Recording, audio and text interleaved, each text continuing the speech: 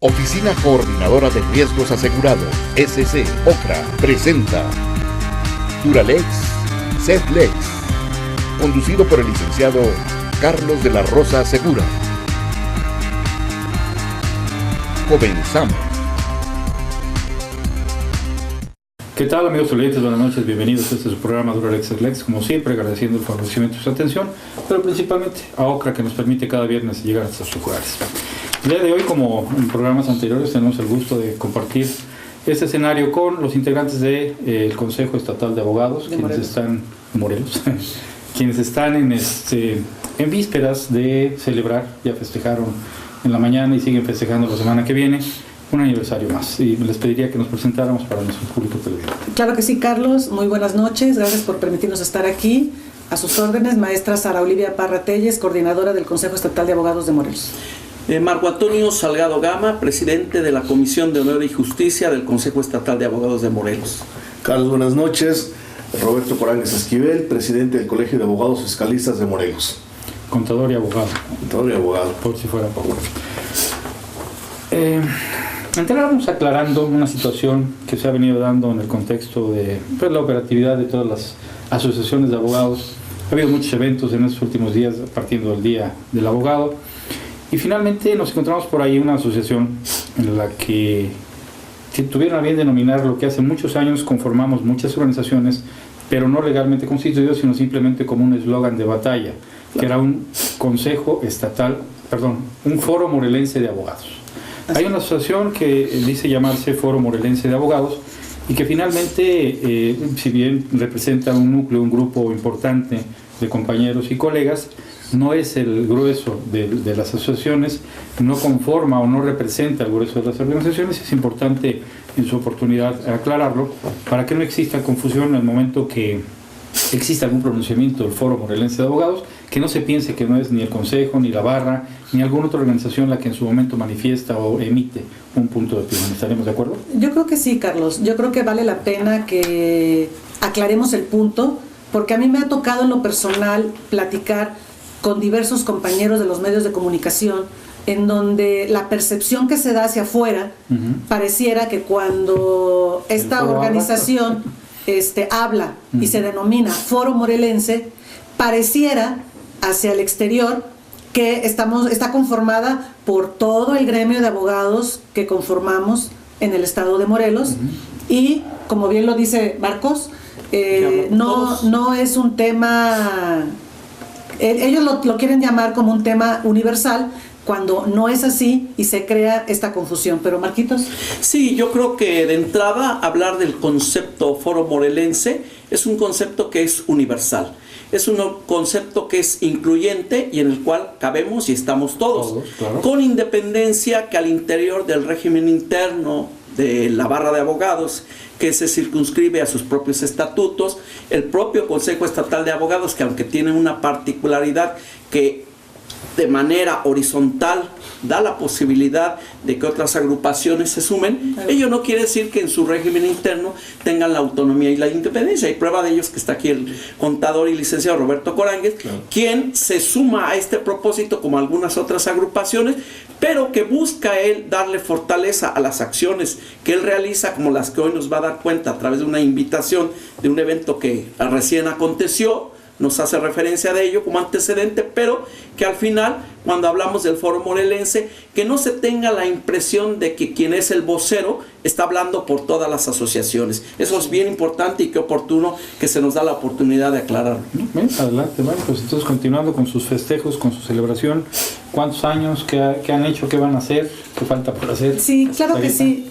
Mira, Carlos, el Consejo Estatal de Abogados nace como una asociación civil, y precisamente se protocoliza este acto el 5 de octubre de 1999. ¿Cómo se conforma? Se conforma por diferentes presidentes de diversas agrupaciones, entre las que forma parte el licenciado Roberto Coránguez, como otras agrupaciones que son los egresados de la universidad, los mediadores, los abogados litigantes. Son 8 agrupaciones las que forman parte del Consejo Estatal de Abogados. Okay. Como bien sabes, otras veces nos has invitado también a socializar las actividades que hemos llevado a cabo. y hoy en el marco del 17 aniversario no podíamos quedarnos sin hacer nada. Y entonces, cumpliendo con uno de los objetivos de la agrupación, que es buscar el desarrollo académico, pero por el otro lado también velar por el respeto a la legalidad y promover una cultura de la legalidad, es que nos dimos a la tarea de buscar ponentes que nos hablaran de temas actuales. Y bueno, el día de ayer, precisamente, a través de la intervención del licenciado Roberto Coranges, tuvimos a una conferencista de talla internacional que nos vino, ella es criminóloga, la doctora Adriana Pacheco Espino Barros, y nos vino a hablar de un tema interesante que fue la ley secular y la ley divina, tema interesante. Y también el día de hoy, 14, tuvimos nuestra comida tradicional. Y además esta comida estuvo revestida de una exposición, no quería decir, de una exposición pictórica que nos hizo favor de presentar nuestro amigo y artista Sergio Guzmán, abogado. Sí, además abogado, Miembro. En donde esta exposición pues estuvo plagada de pinturas de paisajes, de caballos, haciendas. Y de haciendas, ¿no? Entonces, un trabajo hermoso en donde él plasma su sensibilidad como artista. Y también decirte que tenemos una conferencia también muy importante, creo que en el marco del aniversario, en donde finalmente en el estado de Morelos se está viviendo una situación compleja en el tema de los derechos humanos, una crisis en donde existen violaciones graves, en donde la ley es letra muerta, en donde hay negación a muchos derechos humanos de la ciudadanía.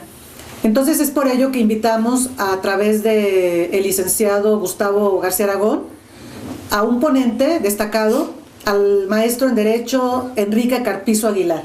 Él es un investigador de la universidad, aparte es el presidente del Instituto de Protección de Derechos Humanos de San Luis Potosí.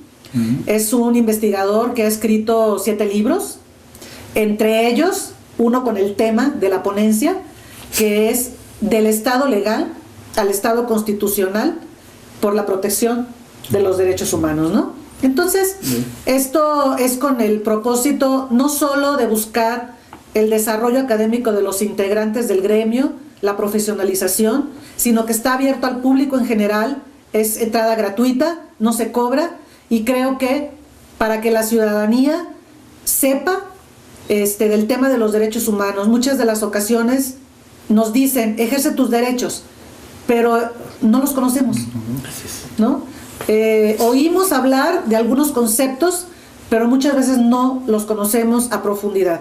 Entonces sabemos que el artículo 1 constitucional nos habla de la protección de los derechos humanos, nos habla de muchos principios importantes, el principio pro persona, ¿no? Que se refiere precisamente a la protección más amplia de los tratados internacionales y aparte también de la Corte Interamericana, ¿no?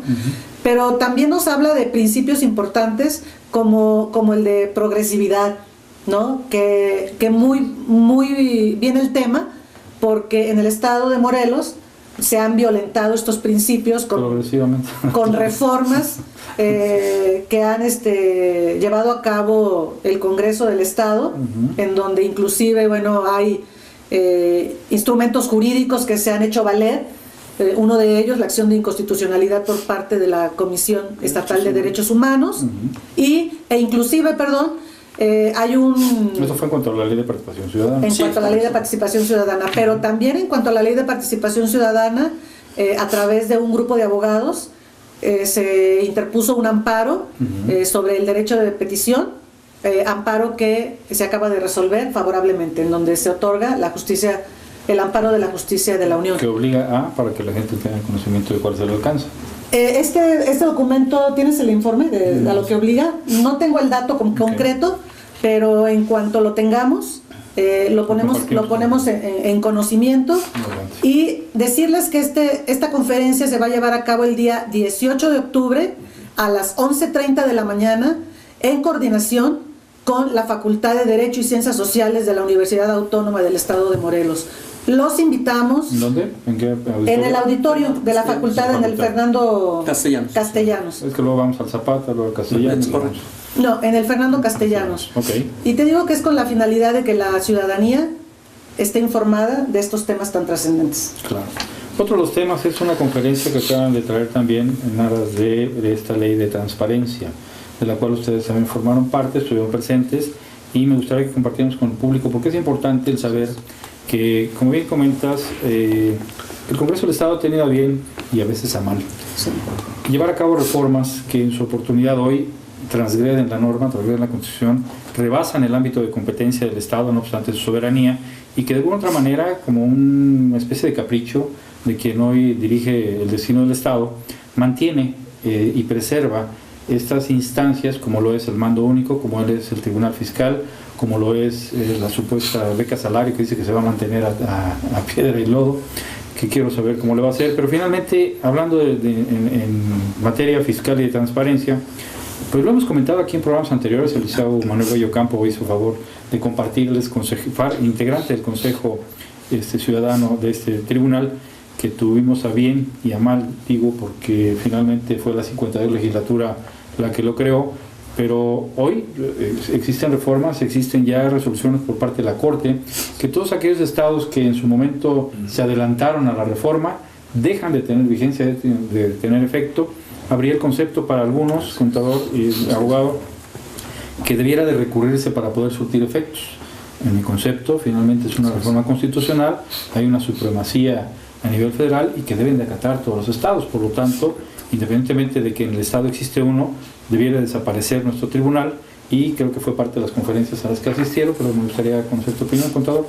Bueno, aquí en este caso sí, efectivamente no estuve en la conferencia, pero como conocemos ya existe la Fiscalía desde hace 2 años. 2 años, ¿eh? Pero o sea, al no estar bajo unas bases jurídicas aplicables como es la Constitución, pues simplemente todo su actuar no tiene ninguna validez.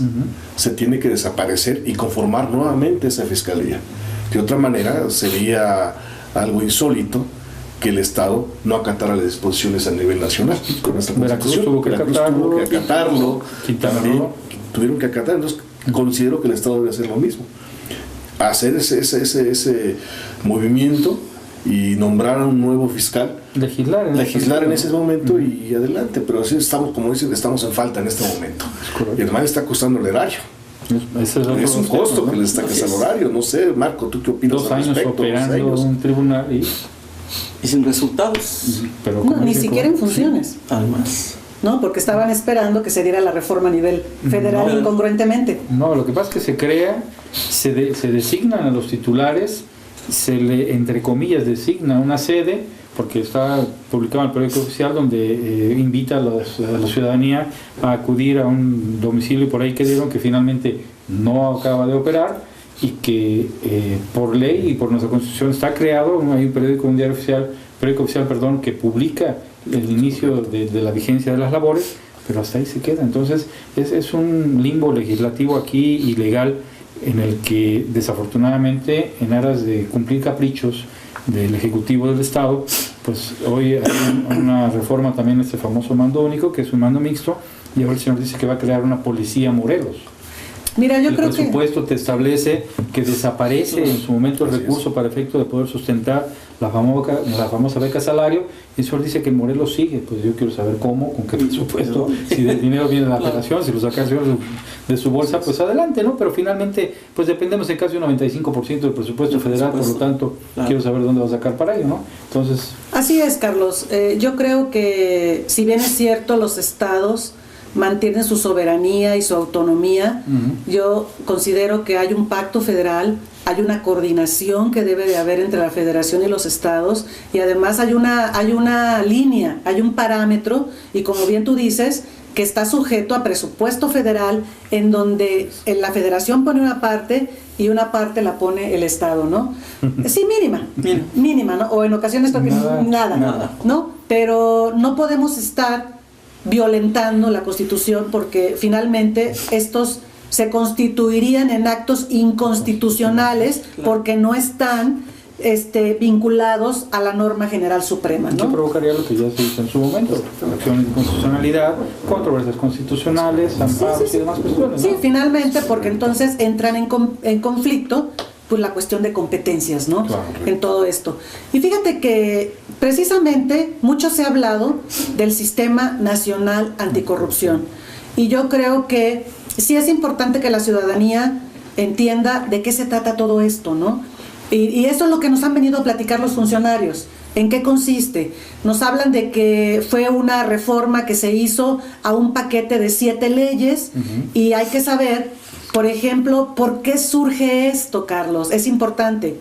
Y lo que podemos observar es que México ha estado estancado en lo que es el índice de percepción de la corrupción. Y de ahí el Instituto Mexicano de Competitividad le hace al gobierno la propuesta de impulsar políticas públicas precisamente para que México esté dentro de la aplicación de un derecho confiable y objetivo. Entonces es de ahí que se viene estas reformas con esa finalidad de crear un derecho confiable y objetivo. Aquí lo importante es, hay que ver que la ciudadanía ya está harta, está cansada. La ciudadanía está cansada de los actos de corrupción, está cansada de la impunidad, del soborno, y sobre todo ya no hay confianza ni credibilidad en las instituciones, ¿no? ¿Por qué? Porque la autoridad pues realiza sus actos solo para legitimar un actuar, pero no es una propuesta real, de fondo y de trascendencia a la sociedad. Ejemplo tendrías Veracruz, por ejemplo. Hablando de esta creación de fiscalías y de leyes que creen en su método de la transparencia, la incongruencia que un estado como es Veracruz, como es incluso las instituciones a nivel federal, ¿cómo hablar de en ese momento ser los impulsores de una ley de transparencia, de no impunidad, de situaciones que vienen a darse golpes contra la pared, porque son los precursores principales de la corrupción, del dispendio, de la impunidad? El propio presidente de la República ha sido cuestionado grandemente por las cuestiones que, en su nombre, valga la redundancia, que se han ventilado de su falta de transparencia en la administración. Veracruz no se diga. Morelos, pues seríamos de los primeros 3 o 4 lugares en ese sentido, y somos los precursores de la ley de transparencia y de la Fiscalía de pero se queda en buenas intenciones, ¿no? Es lo que te digo. Se queda en papel. ¿Qué es lo que en su momento recogieron en la plática que tuvieron ese día? A dónde podemos llegar realmente con algo que sea congruente y creíble a la gente, porque no le puedes hablar a la gente de que tú eres precursor de una ley de transparencia cuando eres el primer violador de la misma. Claro. O sea, Veracruz no se puede erigir en ejemplo, Morelos menos, a nivel federal pues yo creo que tampoco, y son quienes en su momento están tratando de que esto salga a la luz pública como una ley confiable para la gente.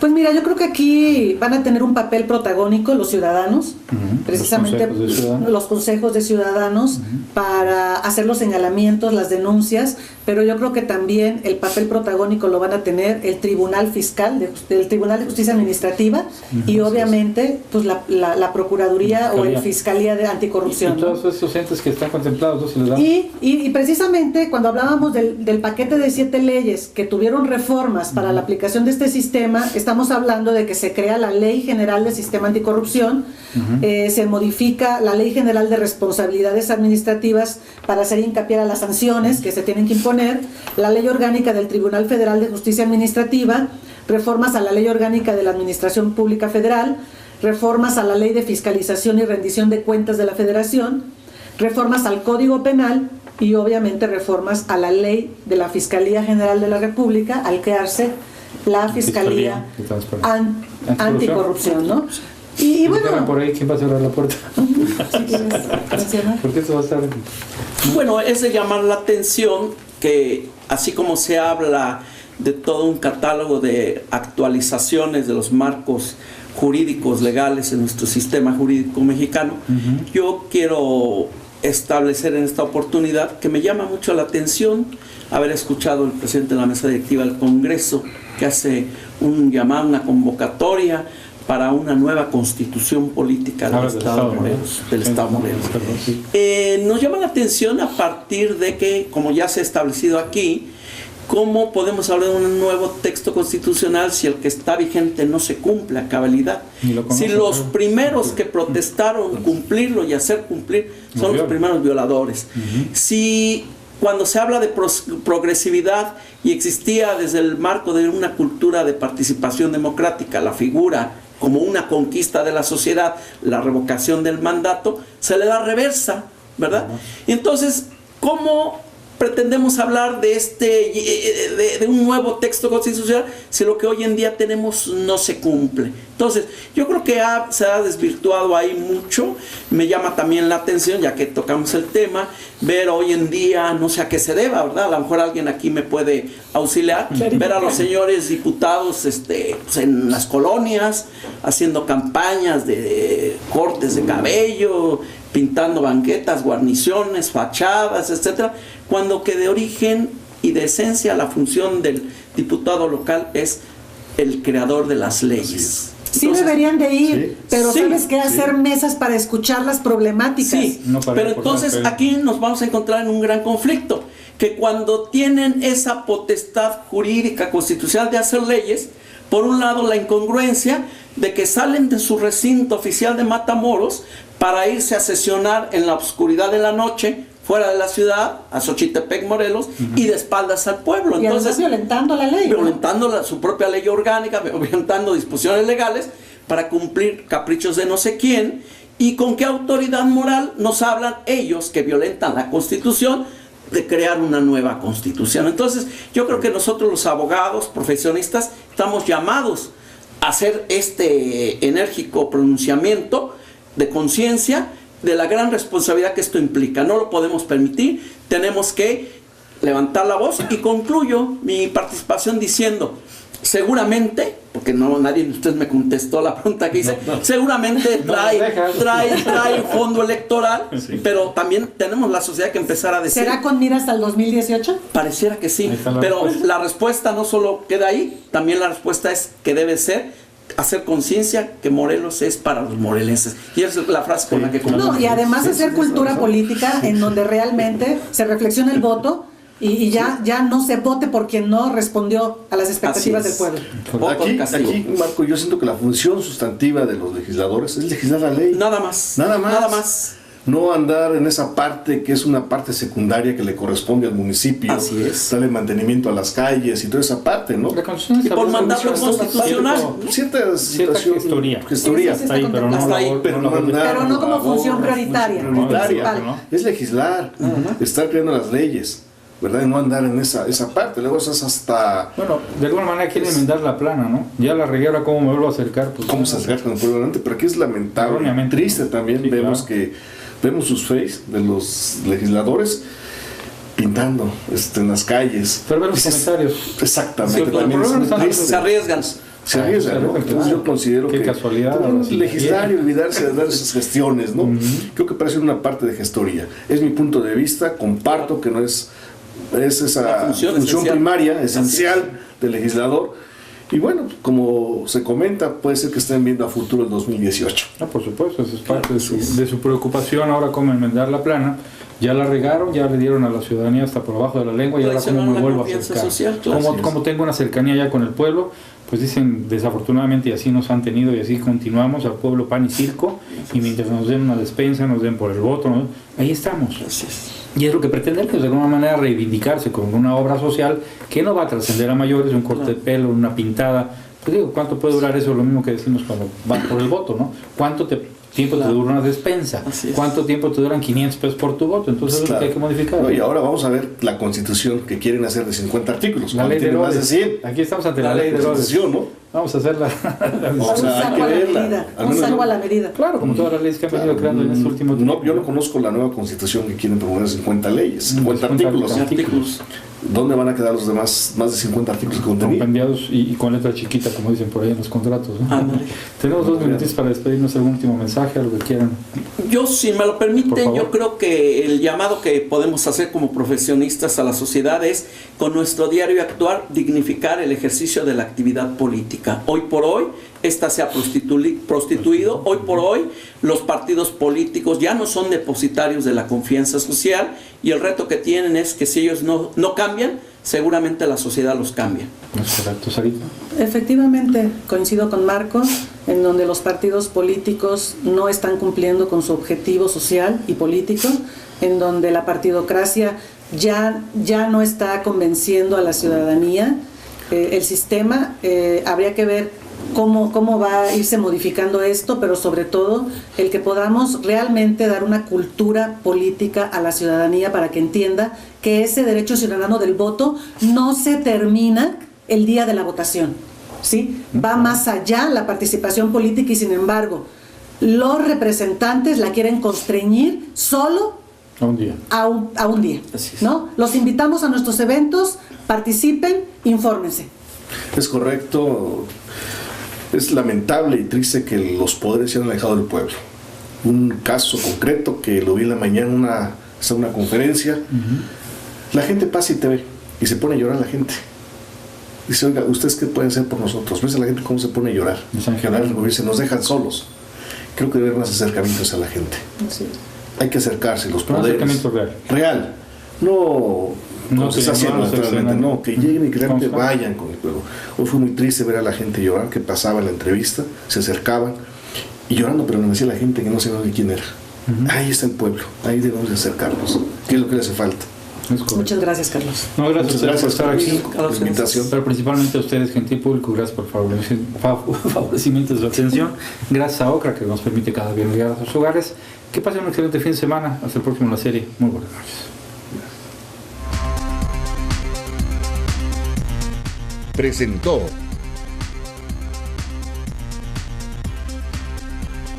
Hasta la próxima.